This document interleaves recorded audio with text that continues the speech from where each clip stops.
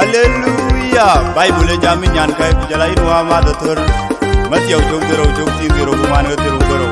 Na long ngali pinglo tidan ni jang jan do kul na me jong yom ni lo do indi ngande ci kangwi. Gairo ngali pujala yene ci mi kangwi. Ngali pir bi akwa inu eme. Dan long ngali pinglo ga jere ranje ande butur nam. Yom di lo indi ngande ci kangwi. Dan long ngali pinglo ga jere ranje ande butur nam. Yom di lo indi ngande ci kangwi. Hey jong yom di lo Ande ci kangwi. jong ding ben ben nin. Ande ci kangwi. Hey jong abur ben tiore.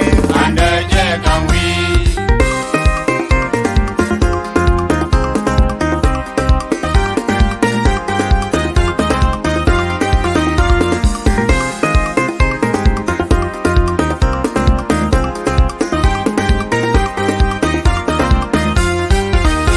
Dan long ni ali pinglo ga jere ranje ande butur nam. Yom di lo indi ngande ci kangwi. Dan long ni ali pinglo ga jere ranje ande butur nam. Yom di lo indi ngande ci kangwi. Hey jong yom di lo Ande ci kangwi. hey jong ding ben ben nin. Ande ci kangwi. Hey jong abur ben tiore. Ande ci kangwi. Na yiran ci long ni ali jelo. Kendo lo den ande. Kendo lo den gam de lo den pierde. Kong yom lo ni ngande gwa wi jama yom di ni mo la ka yom ci bi na bang. Kaleo bien bang. Gairo ni ali ko malgam bi nom. Pierdu bi apir pa. Ngali na bi ko. Yo tawin bi nom. Ngali je yi. Bar ngali bi ye. Na yiran ci long ni ali yelo. Yengan retlo dan ande. Yom lo indi ngande bawi. Muji lo indane. Na yiran ci long ni ali yelo.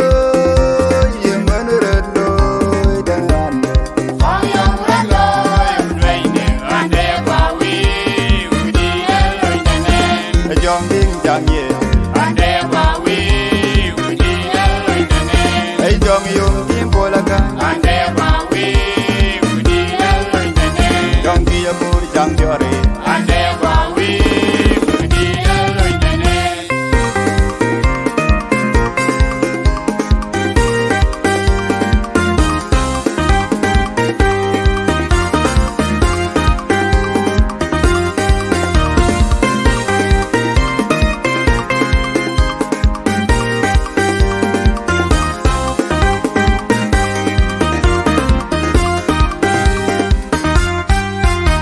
Na yiran ci long ni ali yelo.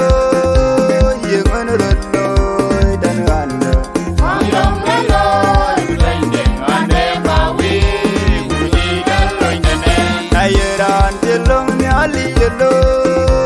Yengan retlo dan ande. Yom lo indi ngande bawi. Muji lo indane. Jong ding jang ye. Ande bawi. Muji lo indane. Hey jong yom tim bola ka. Ande bawi. Muji lo indane. Jong ki abur jang jore. Ande bawi. Muji lo indane. Eli Yesueri. Eli Yesueri. Eli Yesueri. Ebiri Yesueri. And biri Yesu. And biri Yesu. And yam Yesu.